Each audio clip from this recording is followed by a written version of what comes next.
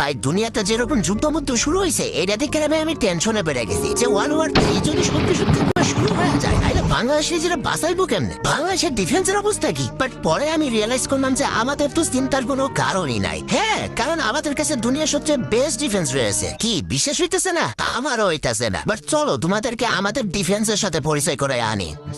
Introducing আমাদের hypersonic ballistic missile. এই মিসাইলটি প্রায় 15,000 থেকে 18,000 কিলোমিটার পার আওয়ার গতিতে এত জোরে শত্রুপক্ষের দিকে এগিয়ে যাইব যে মনে হবে হেরে কোনো কুত্তা তাড়া করছে। এন্ড আমাদের লং রেঞ্জ ব্যালিস্টিক মিসাইল, যদিও এর গতি তুলনামূলক একটু কম, বাট এর রেঞ্জ এতটাই বেশি যে শত্রু যদি 2,000 কিলোমিটার গিয়ে কোনো গর্তের মধ্যে লুকায়া থাকে তাও এই মানগের না তিন মিসাইল তার গর্তের মধ্যে ঢুকে তার নিতম্বের উপরে গিয়া পড়বো। শুধু তাই না, আমাদের রয়েছে অত্যাধুনিক রাডার সিস্টেম যেটা কিনা একসাথে 300 টার্গেট ডিটেক্ট করতে পারে। এয়ারপ্লেন, ড্রোন, মিসাইল, ইভেন তোমার এক্সও ডিটেক্ট করতে পারবো। And last but not least আমাদের অত্যাধুনিক প্রযুক্তির মিনি পারমাণবিক বোম। এইটা তুমি যে দেশেই ফেলাও না কেন ওই দেশে রোজা আর কুরবানির ঈদ একসাথে পালন হবে। এন্ড শুধু তাই না, আমাদের দেশে রয়েছে free fire and PUBG player যাদের রয়েছে 7 থেকে 8 বছরের ব্যাটেল এক্সপিরিয়েন্স। এদের সামনে কোনো এনিমি আইলে এরা এনিমিরে ওয়ান ট্যাপার হেডশট মেরে দেশ থেকে বিদায় করে দিব।